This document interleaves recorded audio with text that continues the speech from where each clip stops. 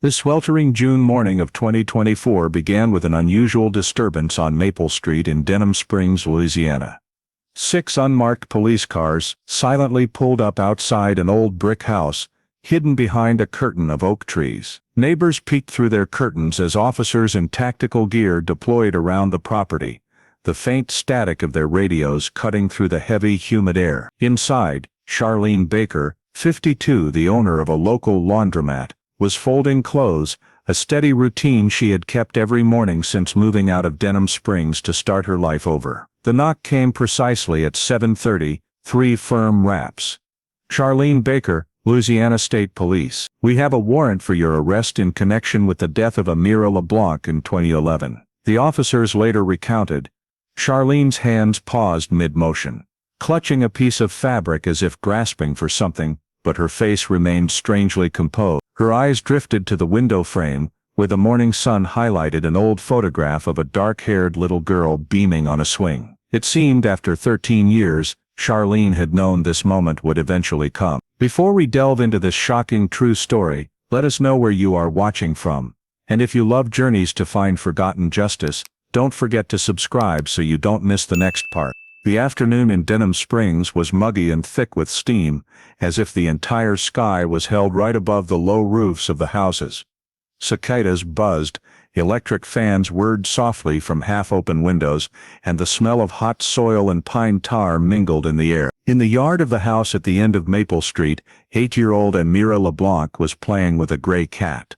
She wore a pink t-shirt and white shorts, her bare feet covered in mud, laughing as she chased a small plastic ball rolling on the cement. From inside the house, the sound of adults, arguing, sharp and rapid, echoed, the voice of Raymond LeBlanc, her father, muffled, but still full of frustration, interspersed with the high-pitched, sharp voice of Charlene Baker, his girlfriend. The dry clatter of dishes made Amira stop, turn her head, and then gently bend down to pick up the cat, as if seeking something familiar to hold on to. The sky gradually darkened, and a strong wind rattled the old oak trees along the street. Not long after, the first rain of the season poured down, heavy, loud, lashing against the tin roof and the road. Amira hugged the cat and ran around the back of the house, the sound of her rubber sandals slapping on the wet ground. Neighbors watched from their porches, seeing only a tiny pink silhouette flash by and then disappear into the white screen of rain. A moment later,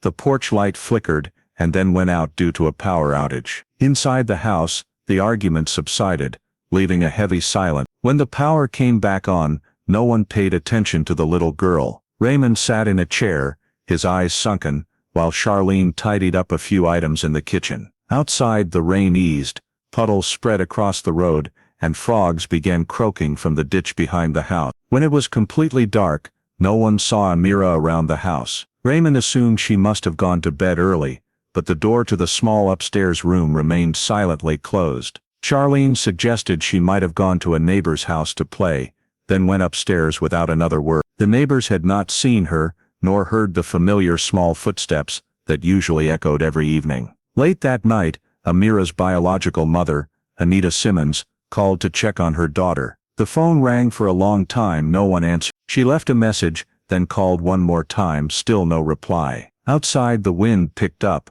the tin roofing rattled, and the porch light still flickered weakly, illuminating the empty yard. The next morning, Raymond opened the door and stepped out, his face haggard, his eyes dark. He told a neighbor who was sweeping leaves that she's not in her room. They walked together around the yard, along the fence, looked down into the ditch, and called Amira's name, their voices strained in the humid, thick air. There was no reply, only the sound of water dripping from the eaves onto the stained ground. Finally, Raymond turned back inside, reached for the landline, and called the police. His voice was hoarse and slow as he said, "I need to report a missing person. My daughter, 8 years old, hasn't been home since yesterday afternoon." At that moment, at the Livingston Parish Sheriff's Office, Lieutenant Harlan Moore reassured the man and asked for his name and address again, and when the man replied, "Raymond LeBlanc, Maple Street, Denham Springs," Moore immediately wrote it in the logbook, signaling his colleagues to prepare a patrol car. The voice on the other end of the line was dry, fragmented, not exactly panicked, but like someone trying to recount a pre-planned event. Outside the window, the morning dew still mixed with the moisture from the night's rain, and Denham Springs was quiet, unaware of the bad news that was about to spread. Less than 20 minutes later, the police car drove onto the dirt road leading to the neighborhood on the east side of town. Raymond LeBlanc's house appeared with its low fence, its newly painted walls still smelling fresh. Raymond stood on the porch, his shirt wrinkled, his eyes red, while Charlene Baker, his girlfriend, stood behind him, arms crossed, her expression cold and tense. They told the police that Amira went out yesterday and hasn't returned. Moore stepped inside, sweeping his flashlight beam across the living room. There were no signs of forced entry, the windows were locked from the inside. The house was unusually clean, everything looked as if it had been thoroughly scrubbed. The smell of bleach mixed with the humidity, making the air stifling. The kitchen floor was still wet, with long streaks of water. The sink was sparkling clean without a single dish or cup. A forensic technician bent down, shining a UV light on the wall, and noted faint, patchy streaks, signs of biological matter that had been wiped away. Raymond stated that he had been in the garage all afternoon yesterday, and that when he came out, she was gone. Charlene, however, said Amira went to sleep early, probably went to play at someone's house. The two conflicting statements kept Moore outwardly calm, but in his mind, he began to reconstruct the timeline. Heavy rain, no one saw the child leave the house, and the doors were locked. He looked around. On the table was a family photo frame, the corner of the photo cut off, the part with Amira's face missing. The K9 unit was brought in immediately.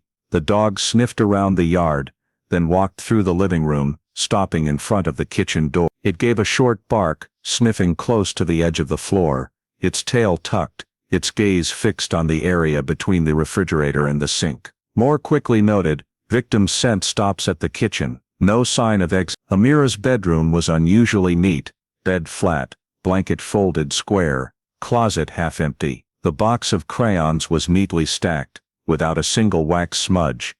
Not like a child's room, a technician whispered. On the floor, the UV light highlighted a few small reflective spots along the edge of the wall, like old traces that had been faintly wiped clean. When the examination concluded, Moore invited both of them to the station for questioning. There, Raymond bowed his head, saying he had just gone to the garage, and when I came back, she wasn't there. Charlene gave a completely different account. I saw her sleeping when the rain came. The police asked who had locked the back door. Both remained silent. The air in the interrogation room was thick, as if condensed in the air conditioning. Meanwhile, the forensic team finalized their scene report. No signs of forced entry, no evidence the child left the house. The house showed signs of recent cleaning. The initial conclusion was underlined. High probability the disappearance occurred inside the house. In the afternoon, Moore returned to the neighborhood to question neighbors. Miss Linda Graham, who lived one house away, said she saw car lights turn on in front of the LeBlanc house last night, and a man carrying a black bag out to the car. The police asked to see her porch camera footage. In the blurry video segment, Raymond's image was clear. He was wearing a gray jacket and a baseball cap, carrying a large nylon bag toward the truck parked on the street. Amira was not visible. The footage stopped at the second he turned his head to look around, the headlights casting across his face, then disappeared into the night. Moore said nothing more. He simply folded the file, signed the report, and wrote a brief conclusion. High probability, the disappearance of Amira LeBlanc occurred inside this house. When Harlan Moore left the LeBlanc house, the atmosphere outside had changed. Neighbors were gathered in small groups on their porches, all whispering with worried expressions. Rumors of a missing child spread like wildfire, and in just a few hours, the quiet neighborhood of Denham Springs had become the center of attention. Moore did not stop to explain. He called on his radio, requesting extended search support. Deploy K9 teams toward the woods behind, and along the dirt road adjacent to the Amit River, he said briefly. His voice was steady, but his gaze was intense, never leaving the hazy expanse of the distant woods. The first police cars blocked the entrance to the property, and then groups of police, rescue workers and volunteers lined up, stepping across the wet lawn. The air was heavy with the smell of mud and weed killer. The wind blowing from the river carried a chill mixed with the fishy smell of stagnant water. A helicopter circled overhead, its searchlight sweeping streaks of light across the dense dark tree canopy. On the ground, the service dog led the group,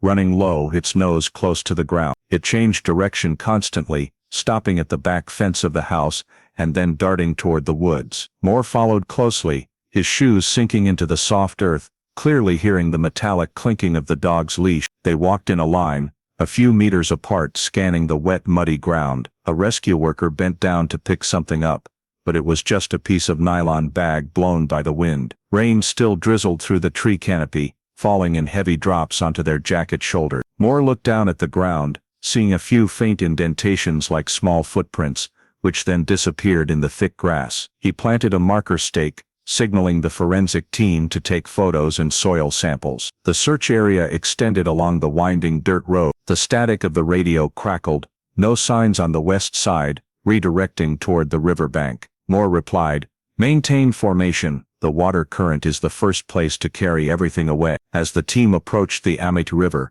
the sound of the helicopter engine gradually faded, leaving only the sound of the wind whipping through the trees and the heavy smell of mud. The river water was murky, overflowing its banks after the rain. Trash, dry branches and leaves floated, bumping against each other with a plop-plop sound. One of the volunteers stopped, bending over. "What's this?" he called out. Moore quickly walked over. In the man's hand was a wet piece of pink fabric, stained with soil and decayed leaves. Moore took it, opened the evidence bag, and carefully placed it inside. The color of the fabric was faded, but the fine cotton texture of children's clothing was still recognizable. He quietly asked the accompanying technician, could it be from the child's shirt? "Fiber analysis is needed, but the color and material match the type of children's cotton fabric," the person replied. The fabric piece was sealed, marked with coordinates, and immediately transported to the storage vehicle. The search team continued to sweep deeper toward the reed forest. Another dog barked loudly,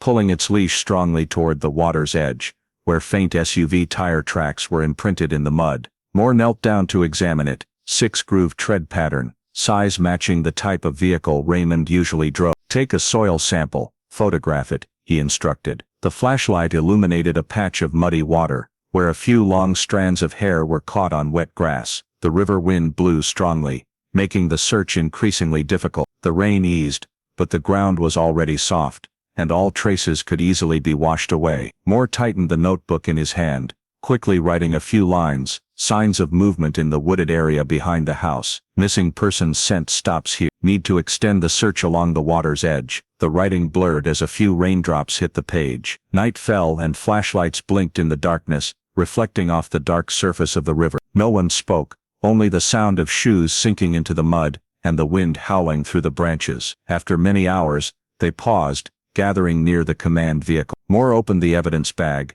looking at the cold, damp piece of pink fabric lying inside, then gently nodded. "Send to the lab immediately." In the vehicle, the mobile fiber analysis equipment worked continuously. The results appeared on the screen.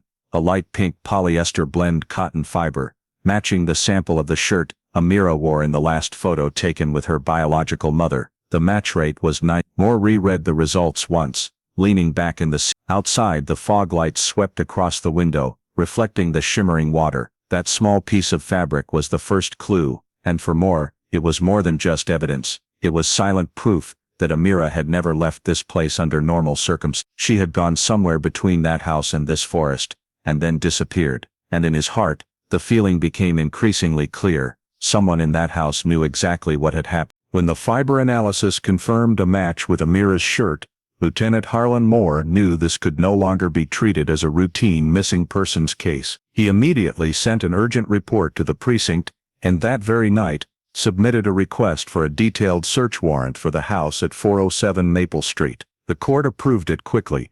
The initial signs were pointing toward the interior of that very house. The following morning, when the investigation team returned, the neighborhood was still drenched with rainwater. Police lights reflected off the windows, and the old police tape was taken down. Charlene and Raymond were present, their faces tired but alert. They insisted they had cooperated fully, but when Moore read the search warrant, both remained silent.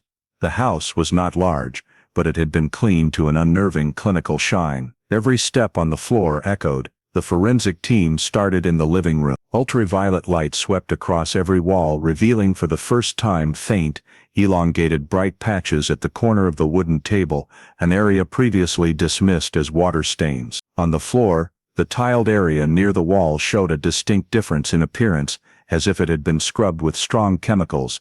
Moore went straight to the kitchen, where the K9 unit had stopped the day before. He knelt, shining his light close to the base of the cabinet, and saw a thin dark brown streak, like a thread dried in the grout line. The technician used a small scalpel to gently scrape it off and place it into a vial. "Could be dried blood," the person said in a hushed tone. Right next to it, a small broken fingernail chip was embedded in the fresh paint, a detail easily missed without close examination. Moore looked at the tiny white fragment, half submerged in the paint, and a chill went down his spine. When the technical team proceeded to cast UV light over the entire kitchen wall, the sight stunned everyone. Dotted streaks of light appeared like splatters of a liquid that had been wiped away, extending from the refrigerator to the sink. The technician muttered, "If this is blood, someone tried to clean it up but not well enough." Moore wrote in his notebook, "Multi-directional biological fluid stains, kitchen area."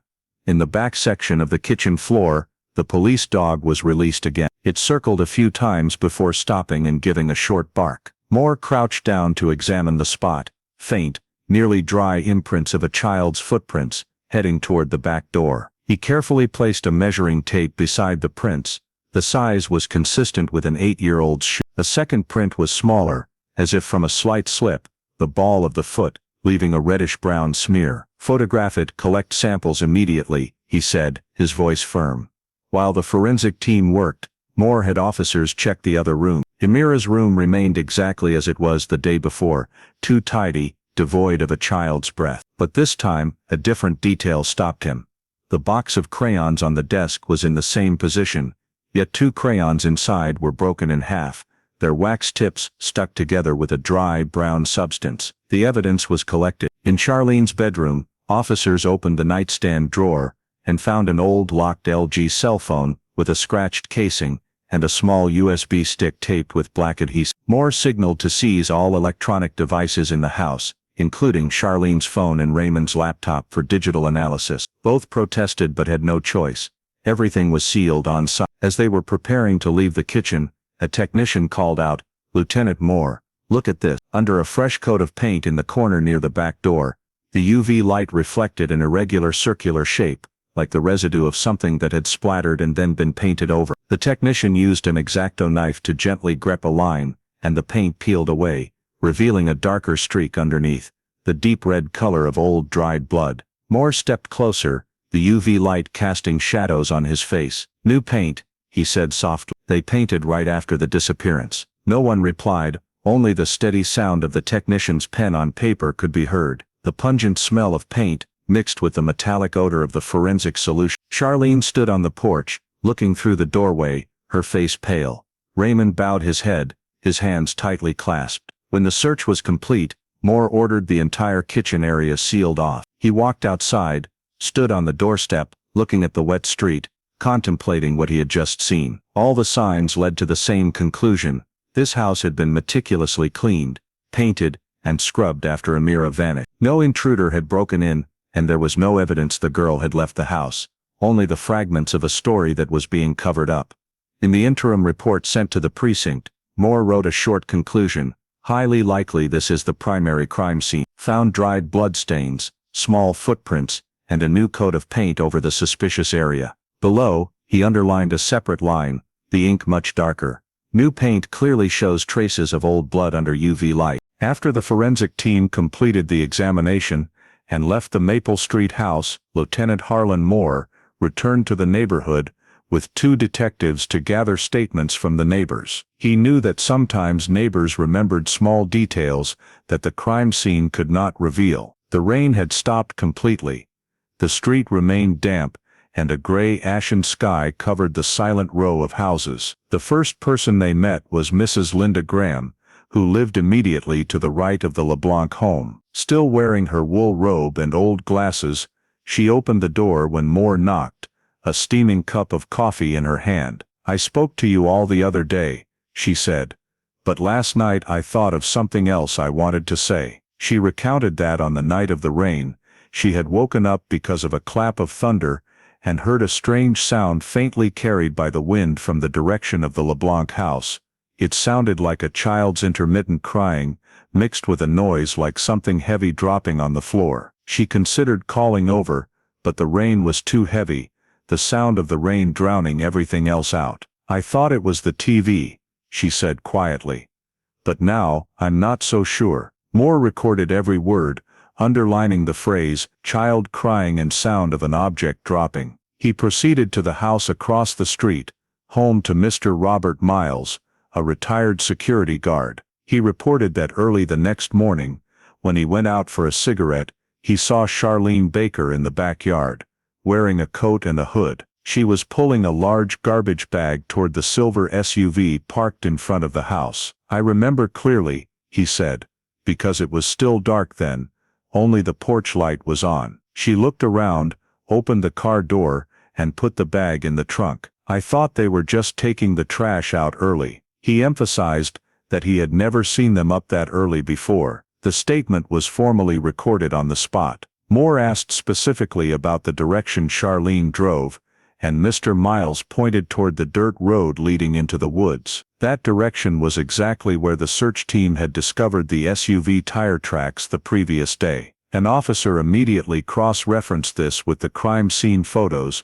a 6-groove tire tread, size $245/65, R$17, the same type as the one Raymond was using. Moore looked at the printout, a chill running down his spine. He ordered the temporary impoundment of Raymond's SUV to check it. Underneath the vehicle, the mud was still wet, and in the tire treads were fragments of dried leaves of the type that only grow in the Amite River bank area. A sample was collected, sealed, and sent for analysis. The technical team remeasured the distance between the two tracks, then superimposed it onto the crime scene photo. The results matched perfectly, down to the millimeter. Moore said nothing, only nodded, his expression somber. Back at the office, he requested the DCFS, Department of Children and Family Services records for the LeBlanc family. The thick dusty file was sent from the Baton Rouge office. When opened, the first line read,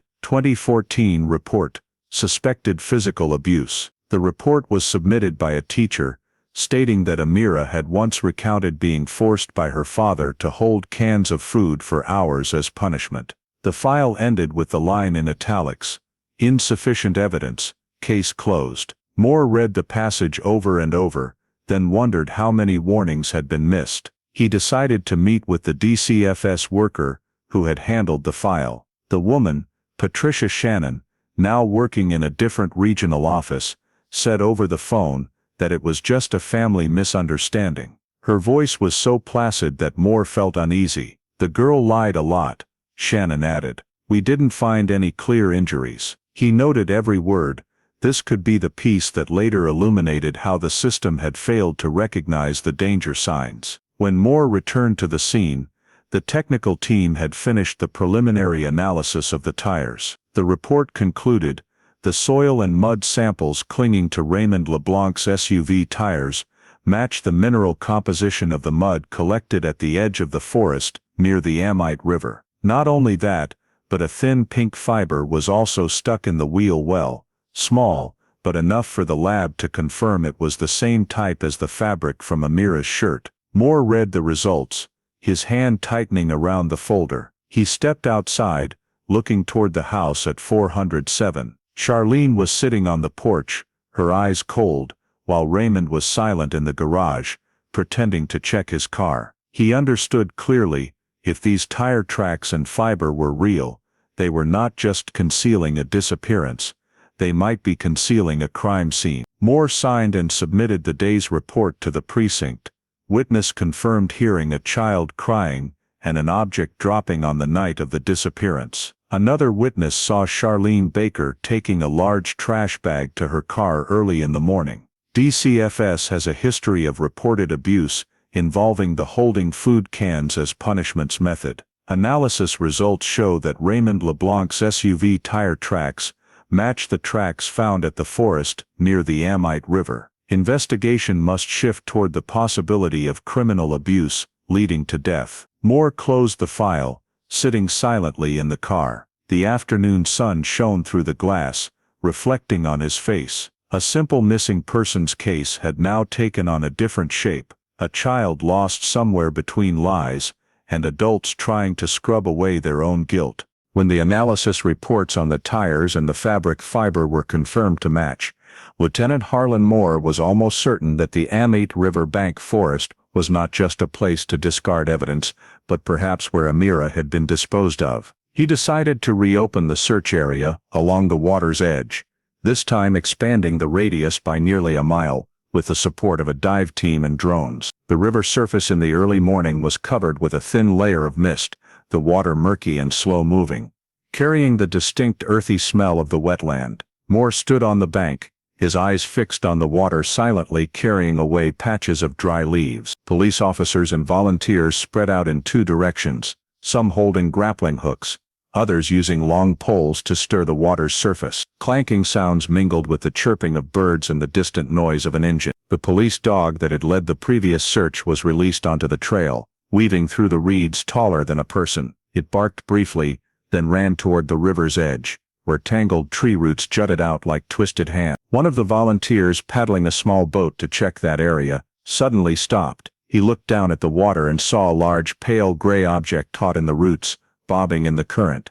"Something here," the man's voice echoed, cutting through the wind. Moore immediately rushed to the bank, wading halfway into the water, signaling the rescue team to pull the object up. When it was brought closer, a heavy odor became distinct. A blanket was tightly wrapped around it, sealed with multiple loops of silver duct tape, mud and leaves clinging to it as if it had been floating for days. A rescue worker covered their mouth and stepped back. Moore took a deep breath, nodding for the forensics team to proceed with unwrapping the layers. When the blanket was opened, the sight silenced everyone. Inside was the body of a young girl, small, hair matted with water, skin pale, both hands clenched. There was a dark bruise mark around her neck, and her abdomen was visibly swollen. A wet piece of paper was stuck to the edge of the blanket, the writing blurred but still legible. She lied again. Beside it, an empty, rusted and deformed can of kidney beans lay tangled in the fabric. Moore froze, looking at those two familiar pieces of evidence,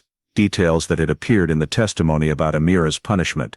The scene was immediately sealed off. Technicians marked the GPS coordinates, collected water and soil samples, and took photographs of the faint tire tracks at the edge of the bank. Every detail matched the type of mud, the distance from the LeBlanc house to this spot, and the 6-groove SUV tire tracks, matching Raymond's vehicle. Moore stood silently by the water's edge, watching the small body being placed into a black bag, his eyes heavy. This was no longer a search now. He had to confront a murder case. At the scene, Moore requested that all evidence be sealed: the blanket, the duct tape, the piece of paper, and the can of kidney beans. He carefully placed the wet paper into a separate plastic bag, gently turning it over so as not to smear the writing. Under the slanted light of the patrol car, the handwriting was slanted to the right, slightly round and even, not shaky at all. "Someone wrote this calmly," he murmured to the technician beside him. The comment silenced the entire team. The body was transported to the Baton Rouge medical examiner's office for autopsy. As the ambulance departed, the flashing red and blue lights swept across the river, reflecting off the dark ripple. Moore sat in the command vehicle, staring out the window, thinking about the phrase, "she lied again." Each character seemed to cut into his mind. It was not just a curse on a child, but evidence of calculated cruelty. The preliminary autopsy report was sent to the precinct that same day. The results: the victim died within 48 hours of discovery, corresponding to the night Amira disappeared. The body had multiple bruises on the abdomen and chest, 2 fractured ribs, signs of direct blunt force trauma. No toxins, no bindings, no stab wounds were found. The medical examiner listed the preliminary cause of death: abdominal trauma leading to ruptured intestines and internal hemorrhage. Moore read the report, his hands tightly clenched. He forwarded the piece of paper to the handwriting analysis unit. The comparison sample was Charlene Baker's signature on the statement form. The initial loop of the letter S was slightly skewed, and the trailing stroke on the letter E was lightly flicked up, a complete match. The examiner did not take long to conclude the paper was written by the same person.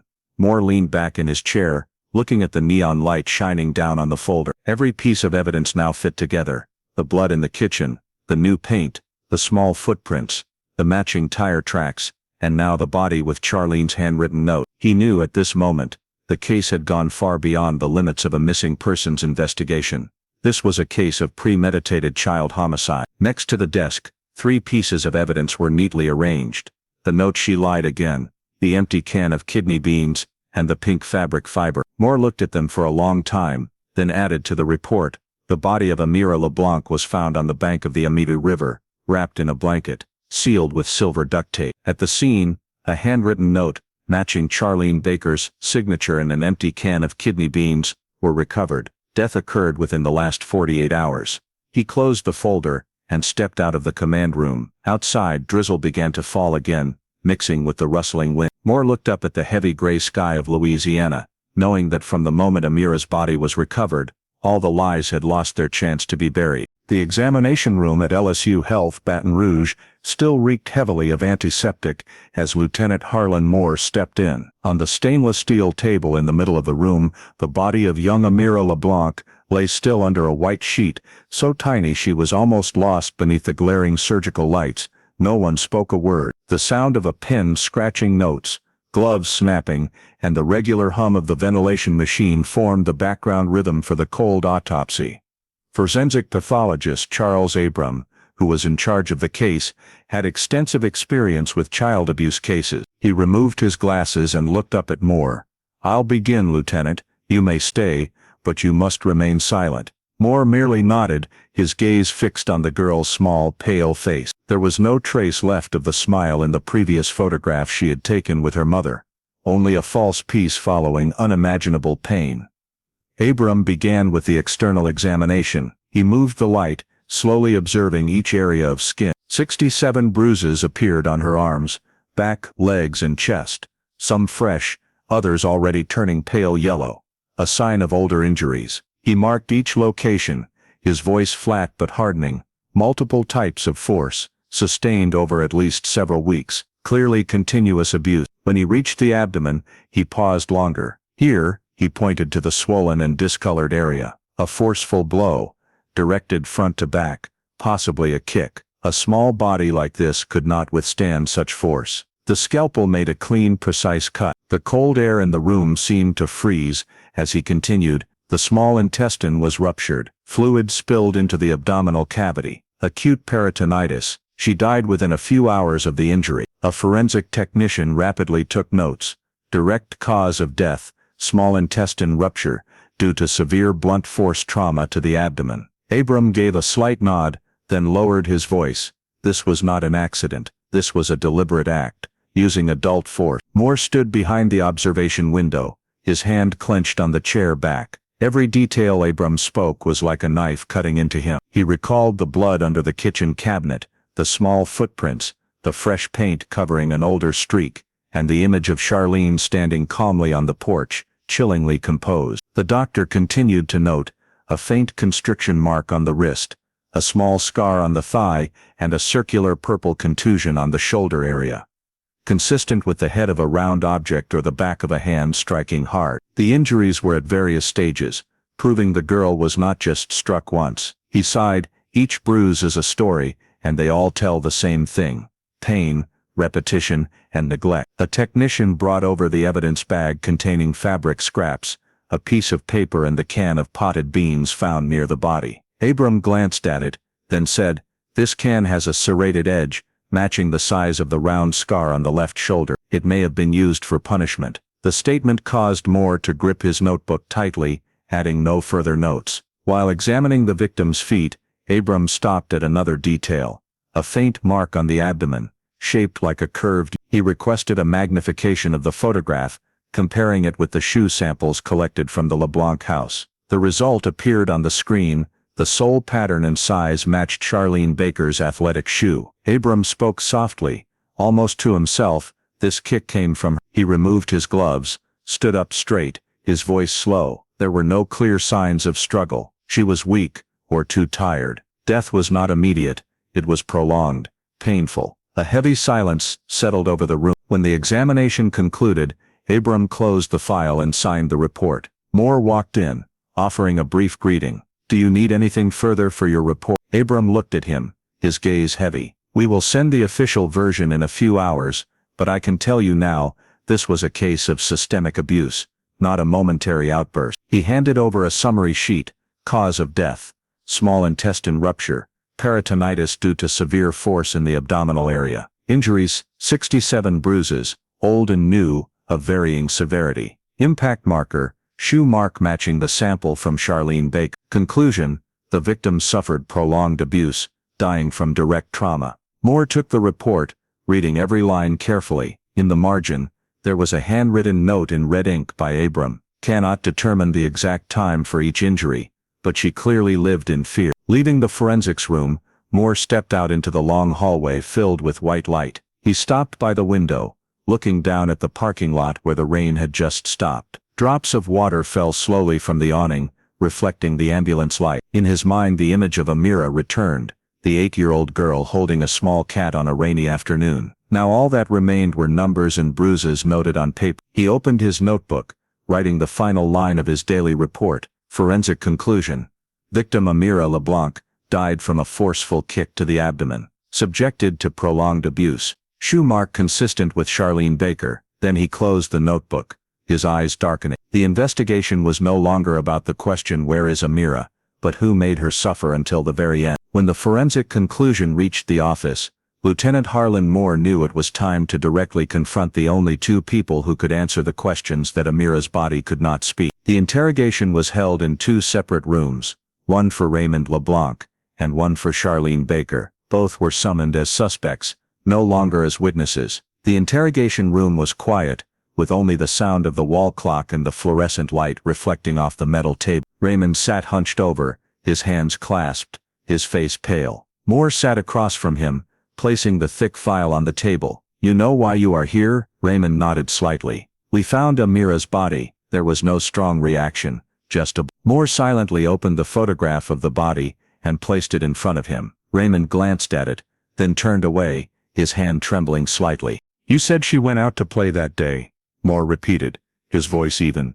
"But we found no footprints leaving the house, only small bloody marks leading to the back door. How do you explain that?" Raymond breathed heavily, his eyes dull. "I don't know. Maybe she fell in the kitchen. I didn't see it. When I went outside, Charlene said she was sleeping." Moore tilted his head, speaking slowly. "Are you saying Charlene was there when Amira was injured?" Raymond remained silent, then mumbled, "She often got angry, but I didn't think she meant to." Moore paused his pen, looking straight at him. "Didn't think, or didn't want to think?" Raymond didn't answer. He took a deep breath, clenched his hands, then spoke softly, almost a whisper. "I just told her not to make Charlene mad anymore. I told the girl if she lied again, she would face the canned bean punishment." The statement slipped out, making Moore free. He quickly wrote in his notebook, "Raymond admits to the canned bean punishment." It was the first time one of them had mentioned this detail to the police. In the room next door, Charlene sat upright, her eyes cold, her hands resting on the table. When asked about the night of the disappearance, she answered definitively, "I was cleaning in the kitchen.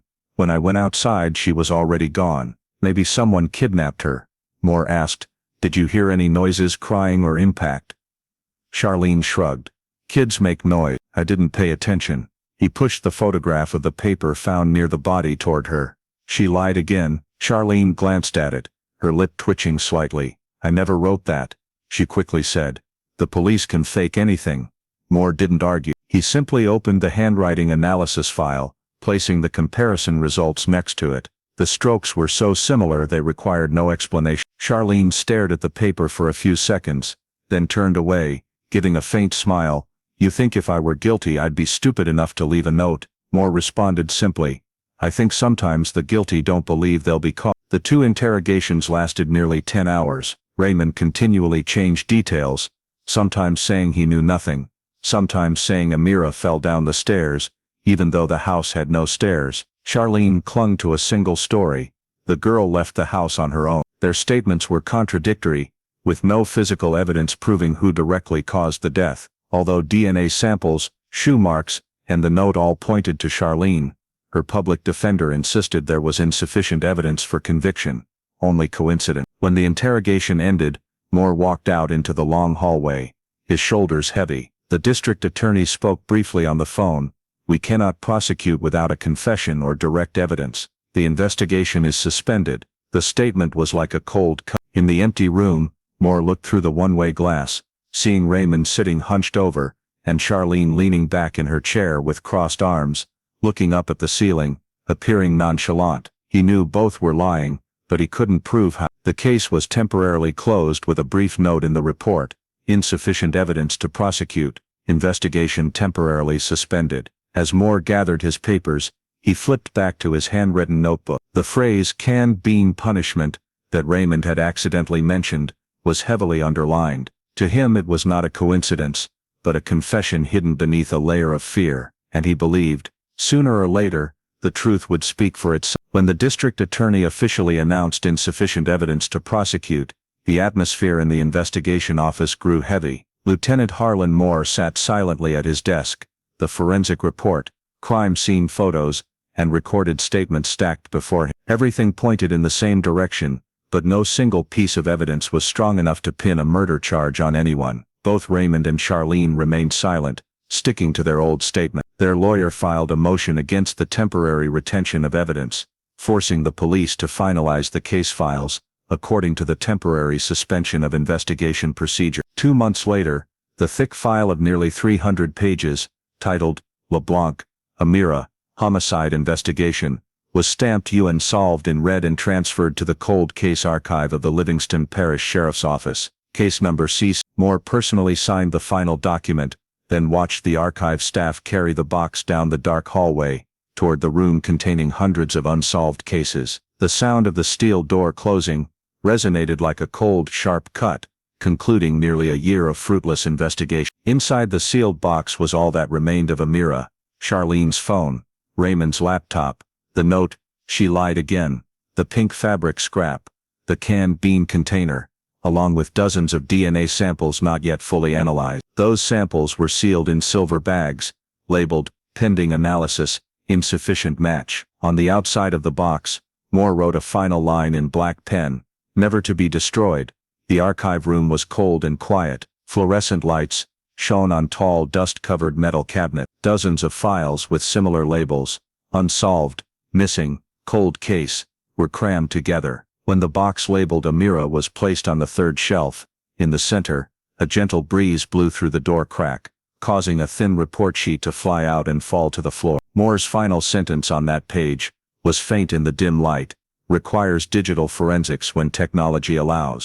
After the case was closed, the lives of those involved gradually faded from public attention. Charlene moved to live with her sister in Gonzales, opening a small laundry shop. Raymond, after a temporary job at a garage, lost contact with neighbors, rarely appearing. Small articles in the local newspaper about girl's body found, no one charged, disappeared after a few weeks, replaced by new news. The Denham Springs community, which had once gathered to pray for Amira, also fell silent. In his old office, Moore still kept the girl's photo on the bulletin board behind his desk, a picture of Amira smiling brightly, holding a gray cat in the yard. Every time he looked at it, he felt heavy with his own powerlessness. Many times he proposed reopening the investigation, but the forensic evidence at that time was not enough to create a new lead. No witnesses, no confession, no murder weapon. The prosecutor said, "It's all speculation." Years passed, the evidence cooling just like the name of the archive storage. The remaining DNA traces did not match the national database. Charlene's phone was permanently locked, due to the old security system. That data lay dormant on the server hard drive.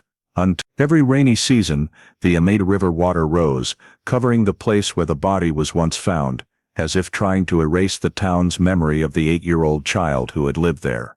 Moore still often visited the archive at the end of his shift. He walked down the cold hallway, stopping in front of the brown box with the inscription, "LeBlanc, Amira, CC 2011. But at that time, everything had settled.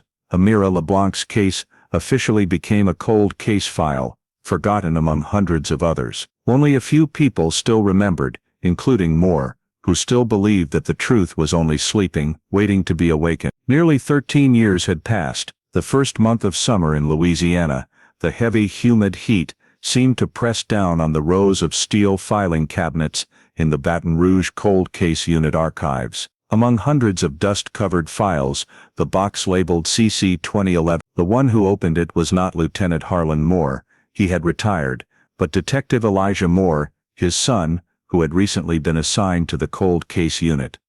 Elijah placed the box on the table, carefully opening each layer of old files. Inside there was still the smell of dampness and old disinfectant. He looked over the list of evidence, a handwritten note, a canned bean can, a DNA sample, a laptop, a locked LG phone. Everything was still sealed, his father's signature clearly visible. Elijah gently touched the corner of the incident report, rereading the faded line, "Never to be destroyed." He began reviewing all the reports, from the forensic results to witness statements. Everything pointed in the same direction: Charlene Baker. But at the time the technology was insufficient to decrypt the phone and laptop. Elijah opened the evidence bag containing the old silver LG phone, its casing scratched, its battery swollen, with a sticker that read encrypted, unable to access. He made a note, then immediately contacted the Louisiana State Police Digital Forensics Lab to request decryption. "I want to see what this thing holds," he said over the phone. 13 years have passed. Maybe now we have the tools."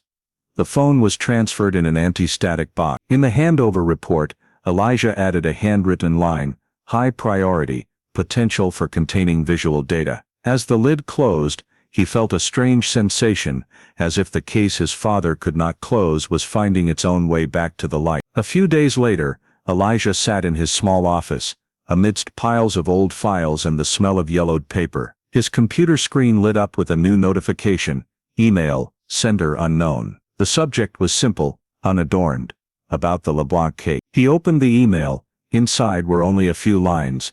"Charlene Baker once told me she had a video that couldn't be exposed. If you look into the old phone, you'll understand. Someone who wants me." There was no sender address, no signature, only an anonymous IP address, originating from the Ascension Parish area, where Charlene was living. Elijah read and reread every word, feeling his heart rate slow. An anonymous email could be a joke, but the timing coincidence made it impossible to ignore. He pulled up the residency records. Charlene was still running a small laundromat, living quietly, with no new criminal record. Raymond had disappeared from tax records since. Elijah leaned back in his chair, his gaze stopping at an old photo of Amira, hugging a gray cat, taped to the caseboard. "A video that couldn't be exposed," he mumbled, feeling both hope and a chill. If something intentionally concealed, video, photos or messages, truly existed on that phone, it could be the final key his father had been searching for over a decade.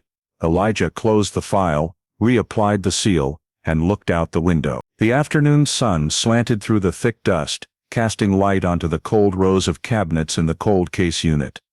After 13 years, the Amira LeBlanc case had officially been reopened. One gloomy morning in the Cold Case Unit office, Detective Elijah Moore received a call from the Louisiana State Police Digital Lab. The technician's voice was even and urgent through the phone speaker.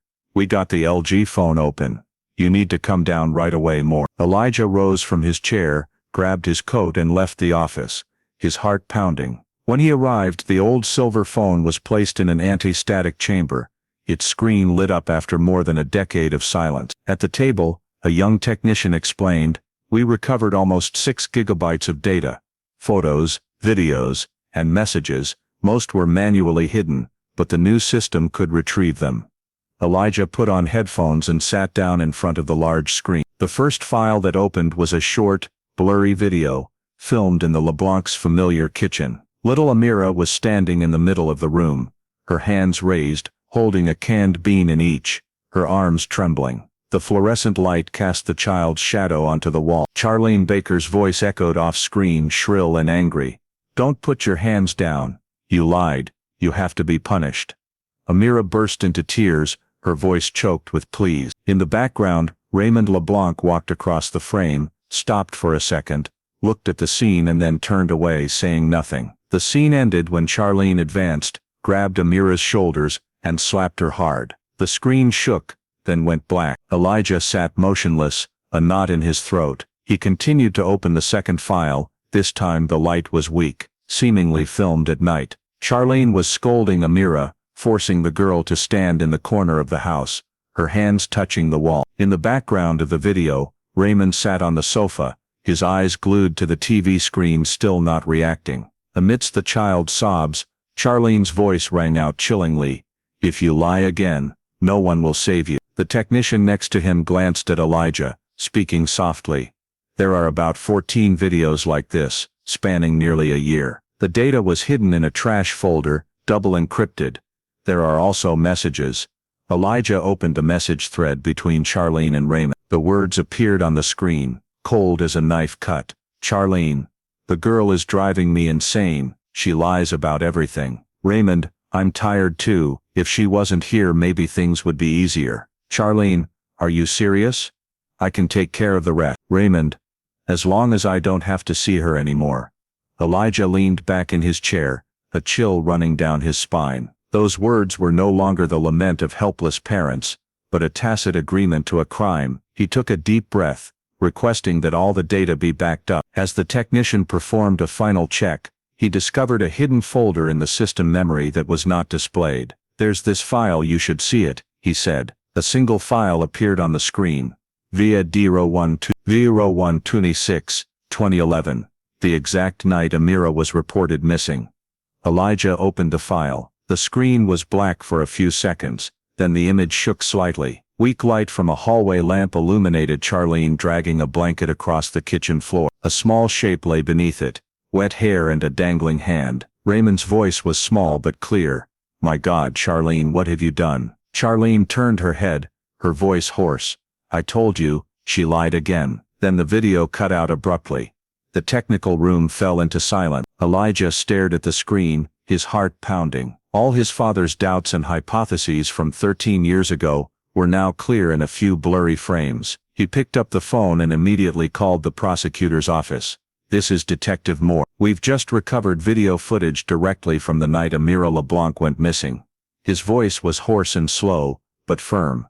"This is no longer a cold file. This is murder evidence." MP4 was fully decrypted.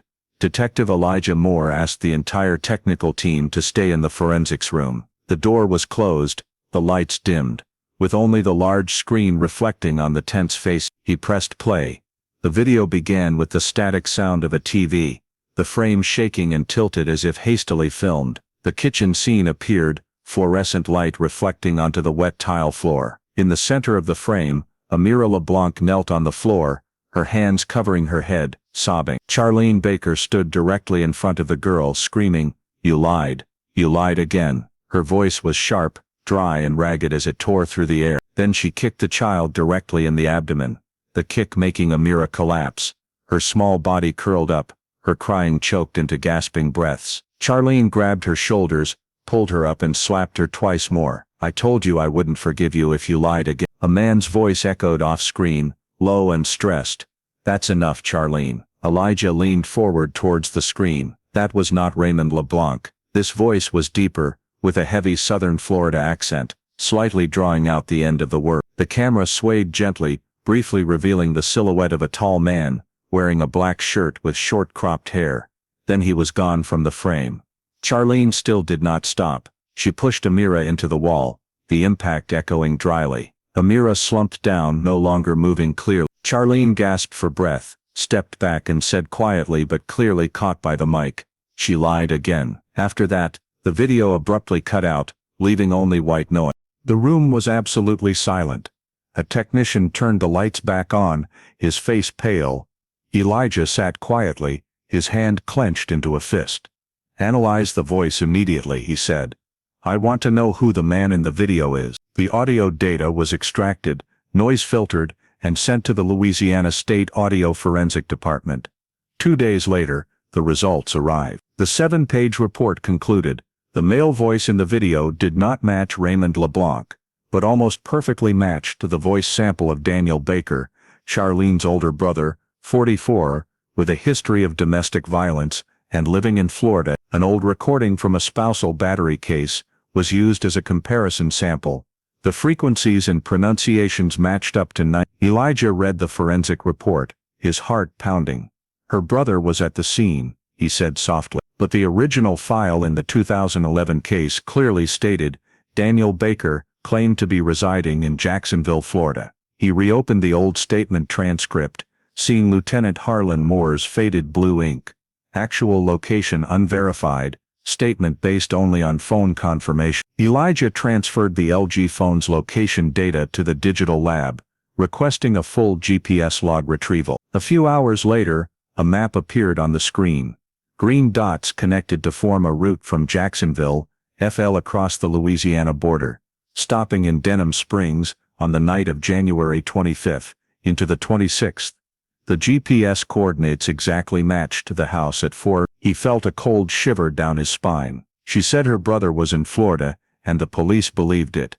Elijah muttered, but he was there on the very night Amira died. Elijah picked up his phone, calling the district prosecutor directly. We have a bigger problem. There were 2 people in the video from the night of the disappearance. Charlene was the attacker, but the male voice in the background is Daniel Baker, her brother. On the other end of the line, the prosecutor replied softly, almost a gasp. Are you sure? Elijah stared at the still frame of the video, where Charlene was bending over the small body, the shadow of a man cast long behind her. I'm sure. And the GPS confirms he was in Louisiana that night. We missed him for 13 years.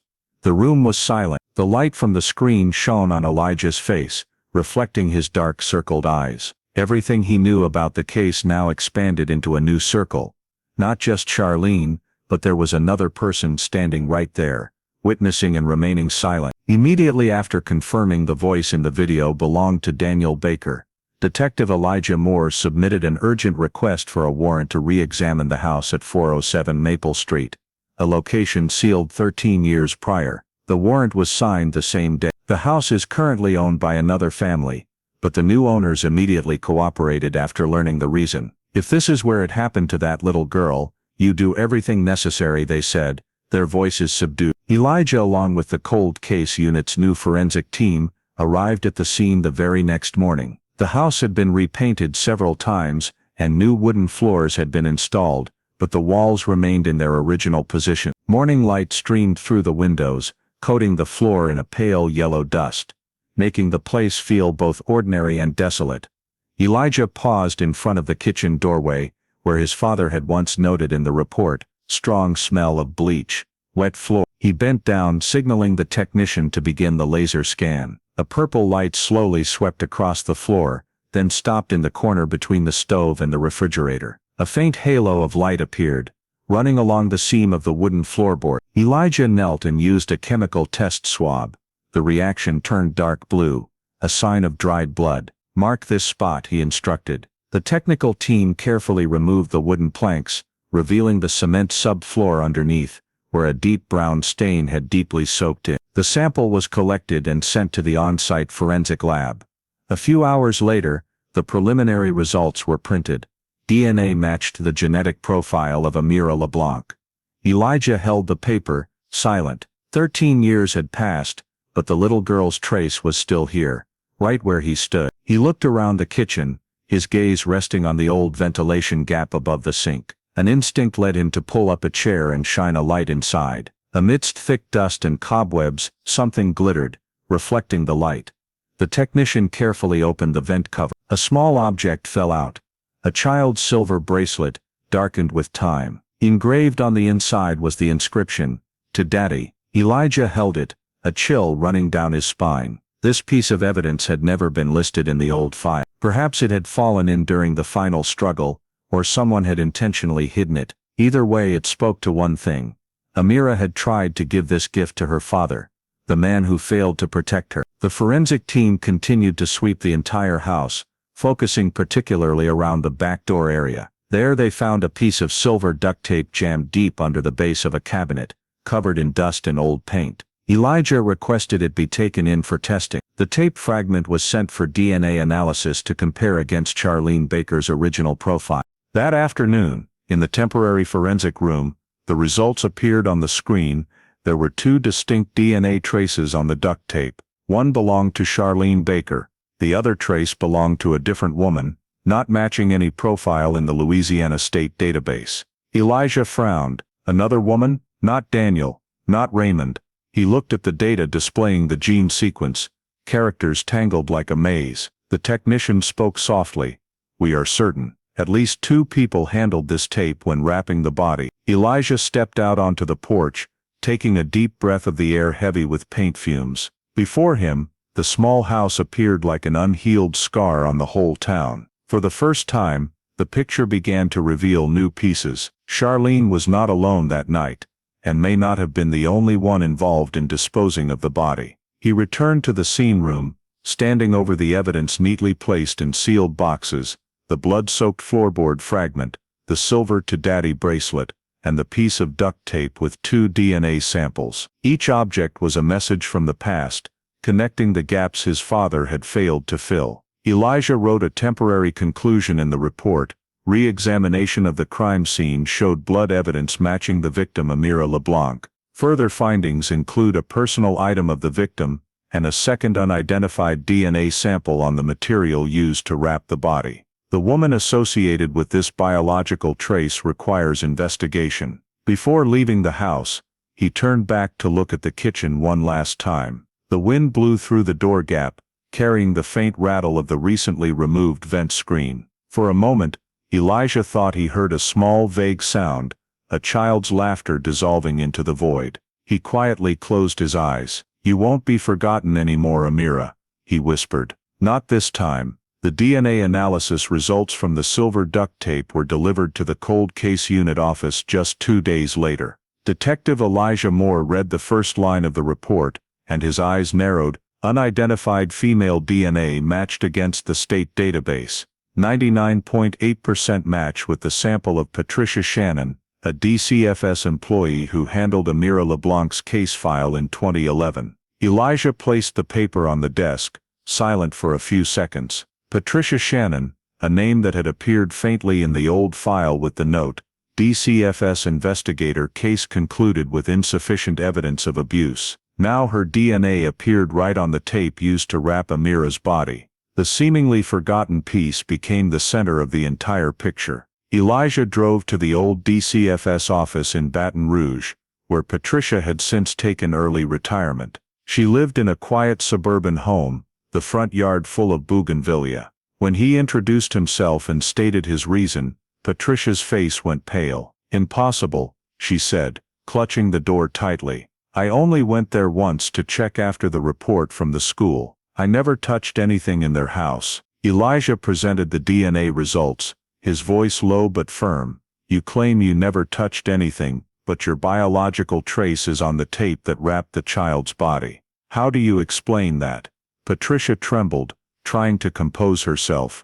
It could be a mistake. I've worked with hundreds of files. Maybe the DNA sample got mixed up. Moore looked straight at her, his gaze cold.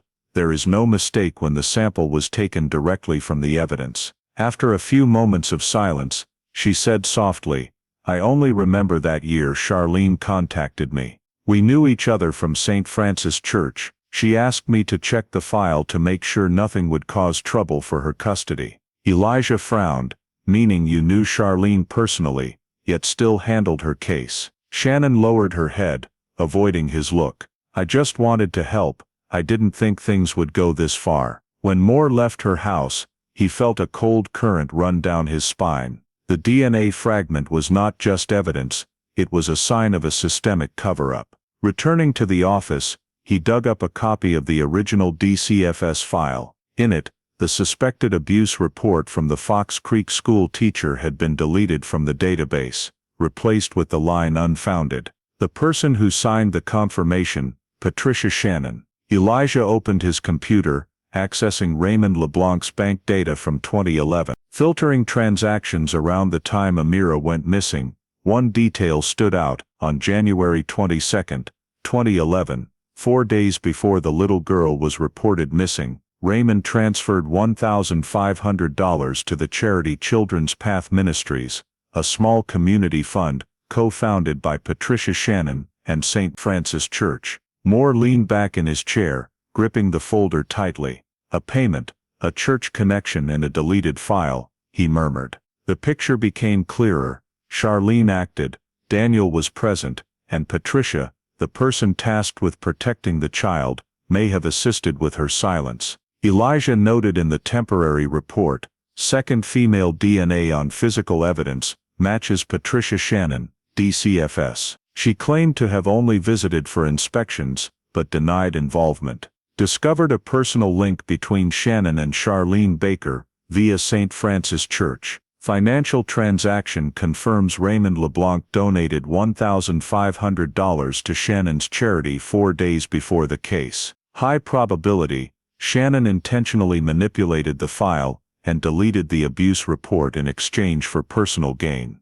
The report was marked confidential, high priority. Elijah looked up at Amira's photo tacked to the board, his gaze hardening. No one will be able to hide this time. In the days following the release of Patricia Shannon's DNA results, Detective Elijah Moore and the district attorney continuously summoned the involved parties. Media pressure began to mount. The Amira LeBlanc 2011 case was back on the front page, and the citizens of Denham Springs were shaken to learn that a DCFS employee might have been involved in covering up the crime. Elijah knew the time had come to pull every fragmented piece into its rightful place. The interrogation room was brightly lit. Raymond LeBlanc sat across from Elijah, his face showing signs of exhaustion, his hair much grayer. Before him was a copy of the video, the scene of Charlene shouting and hitting the child. Raymond bowed his head, not daring to look. Elijah said softly, "Did you know that was happening?" Raymond was silent for a long time, then his voice was hoarse. "I knew, but I didn't think she would go that far." "What do you mean by knew?"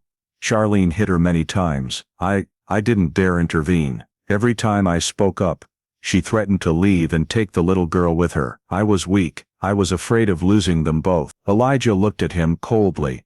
"But you lost both, and now you have a chance to tell the truth." Raymond dropped his head, his hands trembling. He signed the report admitting he knew Charlene abused the child, but didn't intervene, and that he helped dispose of the evidence. In the room next door, Charlene Baker maintained her usual rigid composure. She sat with her arms crossed, her eyes challenging. When Elijah played the video, Charlene gave a mocking laugh. "You believe this stuff? The video is blurry. It could be edited. I didn't do anything. We have the voice trace, your DNA on the duct tape, and the video of you kicking the child in the stomach," Elijah said, his voice calm. Charlene leaned forward. "Do you have proof that I killed her, or is it just a hypothesis?" "She fell, got hurt. I panicked. I didn't mean to." Elijah did not reply. He pulled out the sales receipt for an LG phone dated March 3, 2012, signed by Raymond LeBlanc. The phone containing the entire crime video was sold exactly 1 year after Amira died. "Why?" Charlene stiffened, her eyes darting towards the door, as if looking for an escape. Elijah spoke softly, "Because someone told him to do it, and that person was you." That afternoon, Raymond signed a statement admitting he sold the phone at Charlene's request to pay off old debts. The scrawled writing was enough to lock both of them down. Elijah submitted all the evidence to the Livingston Parish grand jury. After 2 closed sessions, the jury reached a decision. Charlene Baker, charged with first-degree murder. Raymond LeBlanc, charged with accessory to murder. Patricia Shannon, charged with obstruction of justice, destruction of evidence and manipulation of government records. The arrest warrants were signed late that afternoon. The cold case task force, coordinating with Baton Rouge police, deployed simultaneously to 3 locations. At Charlene's small laundromat in Gonzales, when the police rushed in, she did not resist. She simply stood up quietly, offering her hands for the handcuffs to click onto her wrists. Elijah stepped up, reading the arrest warrant. Charlene said nothing, only looked at him, her eyes no longer aggressive but strangely empty. When police searched Charlene's suitcase in the back restroom, they found a small photograph tucked into the pocket of a neatly folded shirt. It was a picture of Amira, about 6 years old, smiling brightly on a swing, a photo taken for the old family file. The edges of the photo were crumpled, and the corner showed old tear stains. Elijah picked up the picture, looking at it for a long time. Charlene glanced over, saying softly, almost whispering, "I kept it, to remember that I once had a chance to do things differently." Outside, police lights flashed, reflecting through the window. The entire neighborhood stood silently watching the convoy drive away. In the car, Elijah opened the arrest file, Signing the final line, Charlene Baker arrested on charges of first-degree murder. Raymond LeBlanc, accessory to murder. Patricia Shannon, obstruction of justice. All are in custody awaiting trial. After 13 years, the final lies of the Amira LeBlanc case had cracked, and for the first time, justice had begun to move. 13 years after the death of Amira LeBlanc, the public was finally hearing the full story that the town of Denham Springs had tried to forget. Outside the court, journalists jostled, small signs reading "Justice for Amira" held high. Inside the dense space of the old wooden room, white light streamed down onto the witness stand, and the smell of paper and cold coffee mingled in the highly charged atmosphere. Charlene Baker sat at the defendant's table, her face pale, hair pulled back, hands lightly cuffed. Beside her was the public defender, a thin man with a somber gaze, who had handled many murder cases, but none that required him to watch such a gruesome video. In the back, Raymond LeBlanc and Patricia Shannon were held in a separate area, awaiting their own separate trials, but both were called out today to testify as witnesses. Detective Elijah Moore, representing the cold case unit, sat at the prosecution table, next to DA Mary Cole, who was directly prosecuting the case. As Mary stood up to begin, her voice was low and firm. "Your Honor, this case is not just about the death of a little girl. This is a story about a system that turned its back, about the silence of those who should have saved her." After the procedural part, the prosecution presented the video, recovered from the LG phone, the clip that had shocked the nation when it was released. The lights in the room dimmed, and the large screen illuminated. The image appeared: tiny Amira, holding up a can of beans, Charlene shouting, Raymond sitting motionless in the background. The sound of crying, a slap, and then the fatal kick. Many people in the audience rows bowed their heads, a few covered their mouths, unable to watch. When the video ended, DA Mary Cole stepped forward speaking slowly. This was not an accident. This was repeated cruelty. And that kick, as the medical examiner, Dr. Charles Abrams, stated, was the cause of the ruptured intestine that led to Amira LeBlanc's death. Dr. Abrams was called to the stand. He presented clearly 67 bruises on the body, a shoe print matching Charlene's sample, and abdominal injuries from direct strong force. When Mary asked, "Is there any possibility that it was an unintentional kick?" Abrams replied decisively, "No, this was an intentional kick, directed front to back, with a force equivalent to an adult weighing approximately 67. He presented the process of reopening the file, the new discoveries, DNA samples, the slip of paper reading, "She lied again," the SUV tire tracks, and the video from the night of the crime. When Mary asked, "Why was this case buried for 13 years?" Elijah replied, "Because those responsible chose silence. A DCFS employee deleted a report of abuse. A father concealed his guilt, and a woman believed she could escape the truth." After Elijah's testimony, Mary called the most important witness, Charlene's stepdaughter, now a 19-year-old girl. She stepped onto the stand, her voice trembling. "I remember she used to hit Amira with a belt, making her kneel. She always said Amira was a liar. I didn't do anything, because I was scared." A moment of silence filled the room. DA Mary walked closer, placing her hand gently on the witness stand, her voice choked.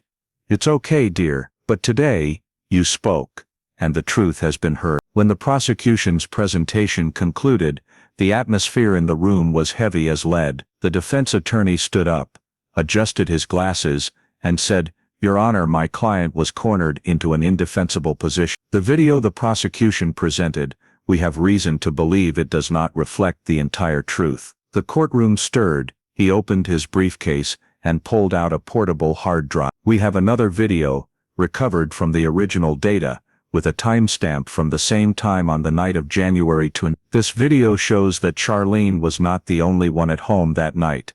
The judge nodded, allowing the screening. The screen lit up again. The footage was blurry but clear. The old kitchen frame, weak lighting, Patricia Shannon, the former DCFS employee, standing near the back door, wearing a coat and gloves. Her voice rang out clear. "Do it. We have to clean it up. No one can know about this." Charlene turned her head, her face strained. "I don't want to do that," Shannon continued, "If you don't do it, everything will fall on me. Understand?" The video ended with a rustling sound. The entire courtroom fell silent. All eyes focused on the witness area, where Patricia Shannon sat awaiting her turn to testify. Her face was white, her hands trembling. DA Mary Cole stepped forward, her voice low but sharp. "Miss Shannon, is the person in that video you?" No answer. Mary pressed yes or no. Shannon bowed her head, did not respond, tears falling onto the wooden table. The judge called for a temporary recess to examine the new evidence. Mary Cole turned to look at Elijah. The look between them was both astonished and resolute. For 13 years, they had believed only one woman was the perpetrator. But this video opened up a deeper layer of guilt, the complicity of a person paid to protect children. When the court recessed, DA Mary Cole told reporters in the hallway, "This is not just a murder case. This is a crime nurtured by the silence of adults." Inside, Charlene sat quietly, her eyes no longer blank. On the table in front of her was still the small wrinkled photo of Amira. She softly said to her lawyer, "I told you, I wasn't alone." And for the first time since the case was reopened, everyone in the courtroom understood the truth was even darker than they had ever imagined. After 2 weeks of intense trial, the final pieces of evidence were presented, and the Baton Rouge court entered the day of the verdict. Dozens of Denham Springs residents packed the gallery. No one spoke loudly, only the faint sound of paper shuffling and the solitary tap of a pen on the desk, as the judge signaled the clerk to reread the charges. Charlene Baker bowed her head, her hands in front of her, her face haggard. The light from the window illuminated her hair, making it shine a pale gray. Beside her the defense attorney remained silent, knowing that all efforts had become futile when the final video, the most authentic evidence of the fatal kick, was presented one more time. Raymond LeBlanc sat in the back row, looking down at the floor, while Patricia Shannon, in a gray suit, her face distraught, clutched a small Bible. When the jury returned to the courtroom, the air was thick with tension. The foreman read aloud, his voice trembling but decisive. "We, the jury for the state of Louisiana, unanimously find the defendant Charlene Baker guilty of first-degree murder, with a recommended sentence of life imprisonment without parole." A murmur swept through the room. Charlene raised her head, her eyes vacant. The judge asked, "Miss Baker, do you wish to say anything before sentencing?" She was silent for a long time, then whispered, "I didn't want the little girl to die, I just wanted her to be quiet. But now I know, I killed her myself, with all my anger and my foolishness." Her voice nearly dissolved into the air. The judge struck the gavel 3 times, his deep voice resounding throughout the room. "The defendant Charlene Baker is hereby sentenced to life imprisonment at Gabriel Women's Prison without parole or reduction of sentence." A silence fell. In the prosecution row, DA Mary Cole exhaled, gently closing her eyes. Next to her, Detective Elijah Moore bowed his head, clutching his father's notebook, where the last line read, "Justice still owes that little girl." When the judge continued to read the second sentence, his eyes turned to Raymond. "The defendant Raymond LeBlanc is found guilty of accessory to murder, sentenced to 10 years in prison, with the possibility of parole after 3.5 years due to his cooperation and testimony that helped clarify the case." Raymond was tearful, saying through sobs, "If only I had protected her, I deserve to be locked up forever." Finally, Patricia Shannon, although the video showed she was present at the scene, her lawyer argued that there was no direct evidence proving her involvement in the assault. The court acknowledged the charge of obstruction of justice and destruction of evidence, sentencing her to 3 years of probation and 2 years of supervised release, accompanied by the requirement that she be banned from working in any social welfare agency. When the sentence was read, Patricia burst into tears, trembling as she said, "I chose to stay silent, and that silence killed a child." Outside the court, people gathered under the midday sun, holding candles and photos of Amira. Some cried, some were just silent. When the car carrying Charlene drove away, no one cheered, no one threw stones. There were only eyes watching, full of sorrow and weariness. 1 week later, a new shocking piece of news spread across Baton Rouge.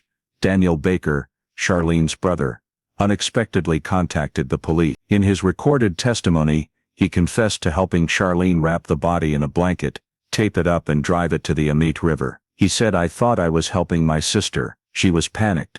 I didn't know the little girl was dead. However, because the incident occurred more than 13 years ago, the statute of limitations for the charge of disposing of a body had expired. Daniel was released after the interrogation, but his confession was recorded in the file as the final moral evidence, closing the chain of silence, spanning many years. When night fell, Elijah Moore left the court, stopping on the step. The streetlight shone on the photo of Amira taped in the file. He whispered, "You have justice, Amira, not perfect, but real." Behind him, the sound of the final gavel still echoed in his memory, the sound that closed 13 years of lies, guilt and murderous silence. The Amira LeBlanc case closed, but its aftershock still spread across Louisiana like an irreparable fracture. The press called it the case that awakened the conscience of the entire system. The front page of The Advocate featured a large headline, "Who killed Amira, and why did DCFS ignore the warnings?" These questions echoed in every community meeting, in radio programs, and in child welfare industry conferences. The Department of Children and Family Services (DCFS) faced a series of hearings. When old documents were released, people were shocked to realize that at least 5 abuse reports about Amira had been closed with the reason unfounded. Those reports all bore Patricia Shannon's signature. Mary Cole, the district attorney, spoke on television. This system did not just fail, it was complicit. No child should die while we are justifying ourselves with procedure. 1 week after the verdict, hundreds of people from Denham Springs, Baton Rouge and surrounding areas gathered by the Amite River, right where Amira's body had been found. They brought pink balloons, candles and small photos of the girl. The sky was gray but calm, the water placid. Detective Elijah Moore was also present, standing quietly at the back of the crowd, his hat obscuring half his face. As the sound of the prayer hymn rose, the balloons were released into the sky, slowly drifting away with the wind. A young mother hugged her child, crying, whispering to a reporter, "I don't know Amira, but I can't stop thinking my daughter could be her." The ceremony ended with a long moment of silence. The sunset light reflected on the river surface, mirroring the pink color of the balloons gradually disappearing into the clouds. There, a small marker was erected with the inscription, "Amira LeBlanc, 2003. In the following days, outrage turned into action. State Senator Loretta Hayes proposed a bill named Amira's Law, requiring DCFS to review all child files that were concluded as unfounded in the past 10 years, and establishing an independent oversight process for abuse investigation. If the system has caused one child to die, she stated at the state assembly, then we cannot allow the next child to suffer the same fate. When the bill passed its first committee, the press called it Amira's second justice. Justice for the children still waiting to be heard. On the last night of summer, Elijah Moore returned to the riverbank alone. The moonlight shone down on the water, so quiet he could hear the sound of insects in the reeds. He watched the flowing water, softly saying, "Justice came late, but it is still justice." Then he paused, his voice choked. "It's just a pity, no child should have to wait that long." And the wind on the Amite River carried that saying away, like a promise, that from now on, no child's cry for help in Louisiana would be ignored again. In the story of Amira LeBlanc, the most haunting thing is not just the kick that caused the ruptured intestine leading to peritonitis, or the note, "She lied again," accompanied by the can of beans, but the chain of small decisions that accumulated into tragedy. Neighbors who heard crying but hesitated. Abuse reports closed as unfounded, multiple times. A father who saw the punishment of holding up the canned goods and stayed silent. And a DCFS employee, Patricia Shannon, familiar with Charlene, who deleted the warning sign. In American life today, the specific lesson is, do not entrust your conscience to the system.